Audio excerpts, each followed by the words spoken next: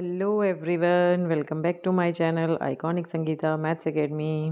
कैसे हैं आप लोग? आई होप सब लोग अच्छे से होंगे। तो देखिए, अभी तक हम लोग स्टैंडर्ड के सेक्शन सी तक कर चुके थे। अच्छा, इससे पहले मैंने बेसिक के जो सैम्पल क्वेश्चन पेपर हैं उसके सारे सेक्शन के सॉल्यूशंस डाल दिए हैं। ठीक है, तो आप मेरे क्या कहते हैं चैनल पर जाकर उसको देख सकते हैं। और जिन लोगों के पास स्टैंडर्ड है उसमें भी मैं सेक्शन सी तक के सॉल्यूशंस तो अपलोड कर चुकी हूँ। ठीक है, अगर आप लोगों ने वहाँ तक नहीं देखा है तो आप लोग जाकर वहाँ पर देख सकते हैं। ठीक है, तो चलिए विदाउट एनी डिले स्टार्ट करते हैं और सेक्शन डी में देखते हैं क्या क्वेश्चंस हमें गिवन है। देखिए, इस सेक्शन में आपके पास 4 क्वेश्चंस दिए होंगे 5 मार्क्स के।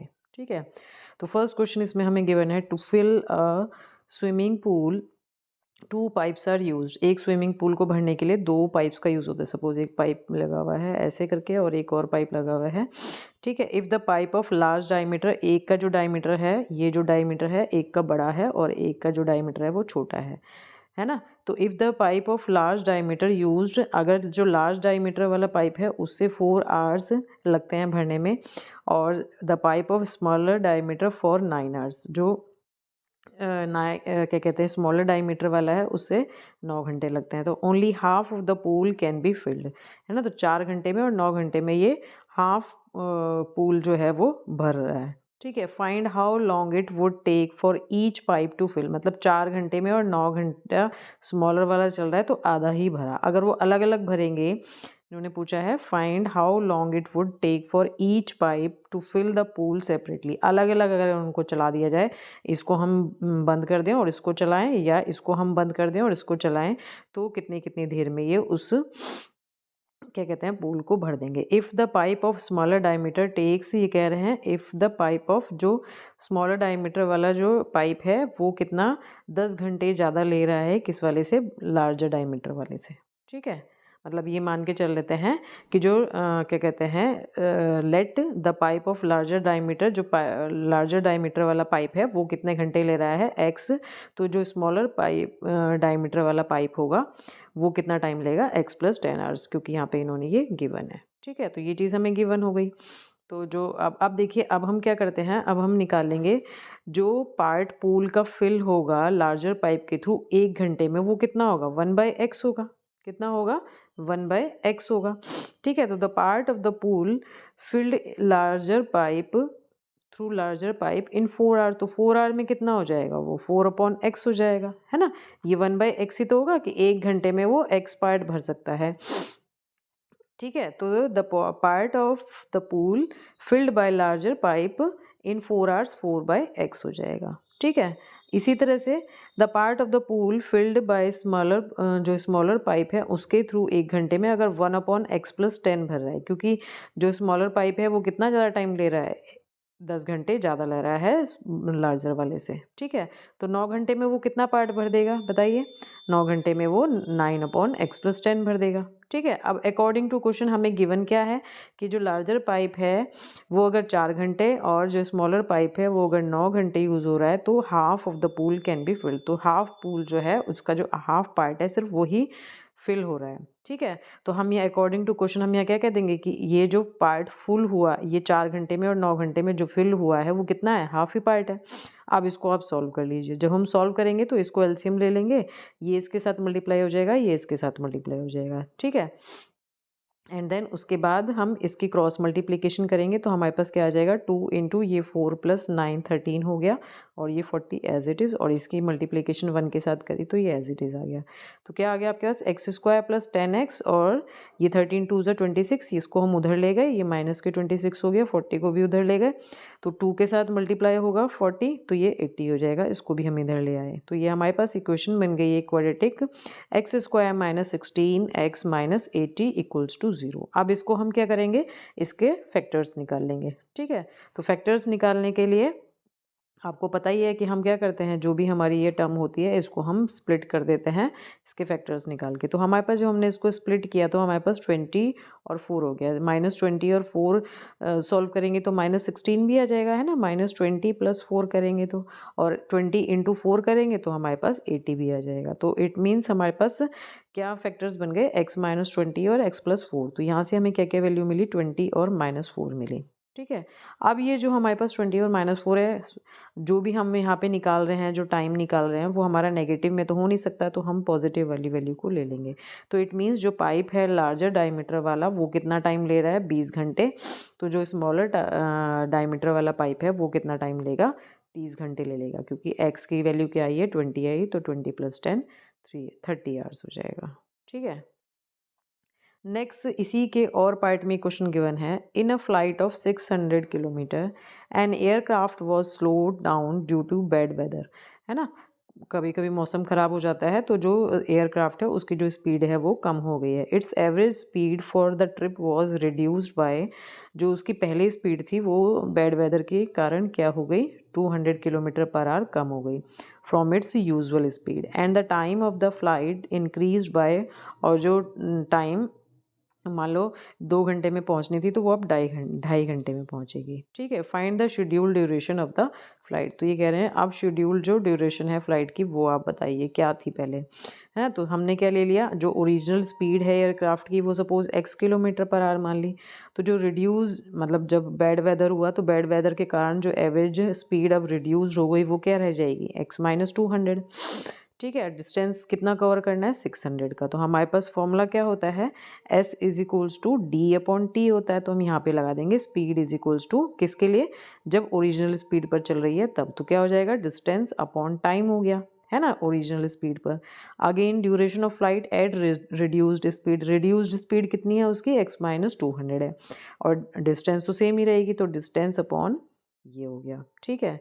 अगेन अकॉर्डिंग टू क्वेश्चन ये क्या कह रहे हैं, क्या बोला है देखिए, अकॉर्डिंग टू क्वेश्चन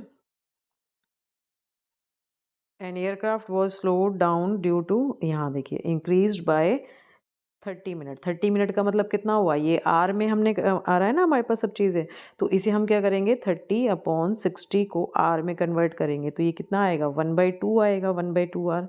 तो यहाँ पे हमने क्या, इसलिए ये क्या ले लिया, अकॉर्डिंग टू क्वेश्चन जो हमारे पास दोनों स्पीड्स का जो डिफरेंस है वो कितना है, क्या क्या हाफ है। ठीक है। तो अब इसको सॉल्व करेंगे, क्या हो जाएगा ये आपके पास, इसको जब हम सॉल्व करेंगे x × x - 200, है ना, 600x, ये इसके मल्टीप्लाई इसके साथ, इसके साथ। ये तो सिंपल सॉल्व है, ये तो आपने प्रैक्टिस किया ही होगा खूब। और जब हम इसको मल्टीप्लाई करेंगे तो x² - 200 हो जाएगा। अब देखिए ये जब आप सॉल्व करेंगे तो 600x माइनस ये भी 600x ही आएगा, तो ये तो आपस में हो जाएंगे कैंसिल। यहाँ से हमें क्या मिलेगा, माइनस और माइनस प्लस के ये मिल जाएगा 1,20,000। तो 1,20,000 की मल्टीप्लाई इसके साथ हो जाएगी। ठीक है। तो हमारे पास इक्वेशन क्या आई, x² - 200x - 24 2040 सॉरी 2,40,000। ठीक है। अब इसको सॉल्व कर देंगे, तो देखिए जब हम सॉल्व करेंगे, अगर हम 600 और 400 ले लेते हैं, इन दोनों का डिफरेंस निकालेंगे तो हमें माइनस के 200 मिल जाएगा, और इन दोनों को मल्टीप्लाई करेंगे तो ये भी मिल जाएगा।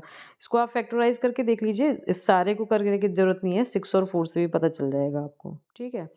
मतलब अगर आप 6 और 4 का करेंगे तो 24 हो रहा ना, तो 6 4 से 24, उसी से पता चल जाएगा। अब यहाँ से हमें क्या फैक्टर्स मिल गए, x - 600 और x + 400। अगेन नेगेटिव तो हो नहीं सकती वैल्यू, तो कौन सी वैल्यू ले लेंगे, हम पॉजिटिव वाली वैल्यू ले लेंगे। ठीक है।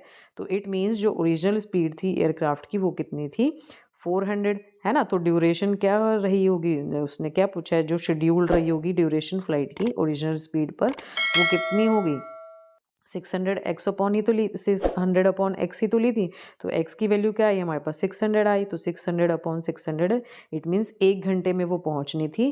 पर अब जब बैड वेदर हो गया तो वो 130 आवर में वहाँ पर पहुंचेगी। ठीक है। नेक्स्ट क्वेश्चन है इसमें, prove that if a line is drawn parallel to one side of a triangle intersecting the other two sides in distinct points, then the other two sides are divided in the same ratio। देखिए ऐसा ही question बिल्कुल same यही वाला part मैंने basic वाले paper में भी बताया था। ठीक है। तो आप वहाँ पर भी देख सकते हैं। तो यहाँ देखिए ये क्या कह रहे हैं, हमारे पास हमें क्या गिवन है, ए बी सी दिया है, डी ई और बी सी क्या है, पैरेलल हैं, है ना। देखिए यही तो बोला है इन्होंने क्वेश्चन में, क्या, if a line drawn parallel to one side of a triangle, ठीक है, one side of intersecting the other two sides in distinct points मतलब एक लाइन तीसरे के पैरेलल अगर हम खींच रहे हैं तो ये अदर दो लाइंस को अलग अलग पॉइंट पर कट करेगा और उसको सेम रेशो में डिवाइड करेगा। ये हमें प्रूव करना है पहले यहाँ पे, ठीक है। सेम रेशो में डिवाइड करेगा मीन्स कि A D upon D B is equals to A E upon E C, ये हमें यहाँ पर प्रूव करना है। कंस्ट्रक्शन मैंने यहाँ लिख दिया है। कंस्ट्रक्शन आपको क्या करना है, ये परपेंडिकुलर डालना है, ये परपेंडिकुलर डालना है, इसको ज्वाइन करना है और इसको ज्वाइन करना है, ठीक है। अब हम प्रूफ पे आ जाते हैं। हमने क्या करा, ट्राइंगल ए डी उठाया। कौन सा ट्राइंगल उठाया, ट्राइंगल ए डी ई लिया। अब इसमें हम क्या करेंगे, सब जगह वो वाला फॉर्मूला लगाएंगे, क्या, एरिया ऑफ ट्राइंगल जो हमें निकालना होता है हाफ बेस इनटू हाइट वाला, ठीक है। तो अब ट्राइंगल ए डी ई और ट्राइंगल ए बी ई, इन दोनों को ले रहे हैं हम। देखिए यहाँ देखिए triangle A D E half base into height, हमारे पास इसमें देखिए बेस क्या है हमारे पास यहाँ पे, बताइए। जब हम ए डी ई ले रहे हैं तो हमारे पास बेस क्या है इस समय, ए डी है, ठीक है। और परपेंडिकुलर क्या है, ई एन है। तो यहाँ पर देखिए ले लिया मैंने ए डी और ये हो गया परपेंडिकुलर, ठीक है। Again B D E, B D E हमारा कौन सा ट्राइंगल है, ये वाला ट्राइंगल, ये वाला ट्राइंगल लिया हमने। तो जब हम ये ट्राइंगल लेंगे तो देखिए इसका परपेंडिकुलर तो यही यही माना जाएगा ना परपेंडिकुलर, जब हम इस पर परपेंडिकुलर डालेंगे तो, ठीक है। और बेस हमारा यही है, तो इसके लिए क्या हो जाएगा, हाफ बी डी बी या बी डी एक ही बात है इनटू ई एन, ठीक है। अब इन दोनों इक्वेशंस को क्या करा हमने, सॉरी, अब इन दोनों इक्वेशंस को हमने डिवाइड कर दिया। यानी तो area of A D E upon area of B D E is equals to A D.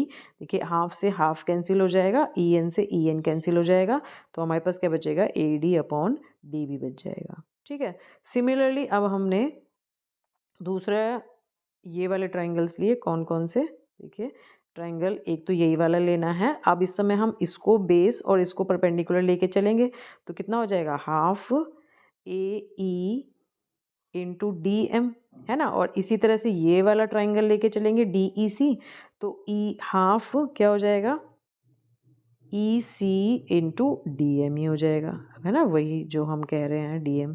तो फिर से इनको डिवाइड करेंगे तो देखिए हमारा डी एम से डी एम कैंसिल, हाफ से हाफ कैंसिल, तो ई सी अपॉन ए ई आ जाएगा। क्या आ जाएगा, यहाँ पे देखिए ये मैंने लिख दिया है दोनों जो ऊपर आपको मैंने समझाए, ठीक है। तो अब इसको भी हम डिवाइड करेंगे तो क्या आ गया हमारे पास, area of A D E upon area of D E C is equals to A E upon E C, ठीक है। अब एक चीज़ क्या, कि ट्राइंगल बी डी ई और ट्राइंगल डी ई सी दोनों सेम बेस पर हैं, दोनों सेम बेस और सेम पैरेलल के बीच में होते हैं, तो उनका एरिया क्या होता है, इक्वल होता है।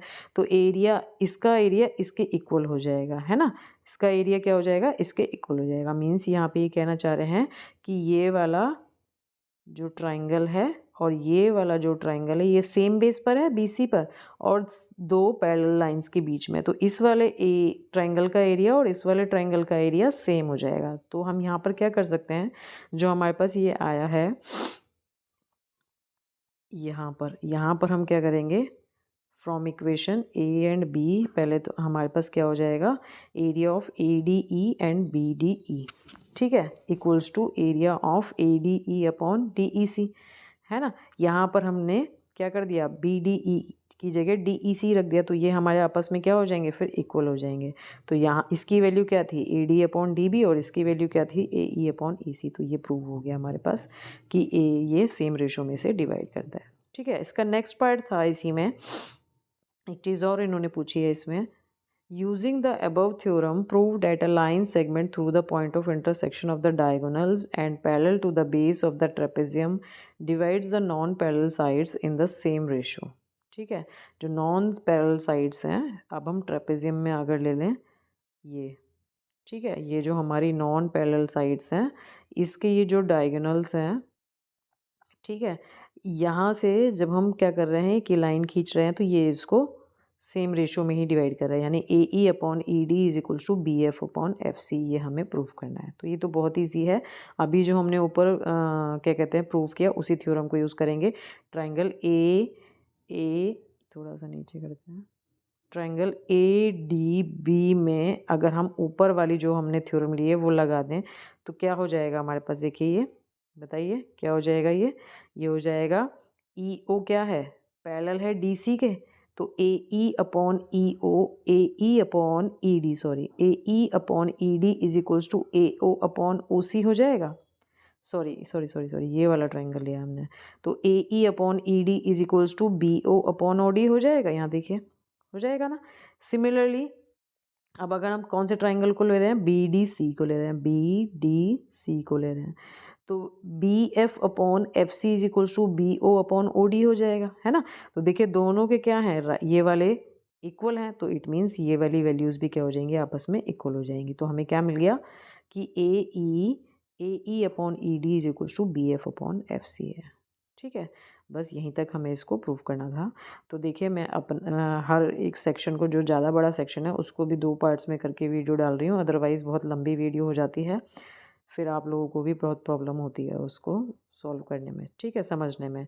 तो आज यहीं तक करते हैं, कल हम फिर नेक्स्ट इसके पार्ट आगे के जो क्वेश्चंस हैं वो कंटिन्यू करेंगे।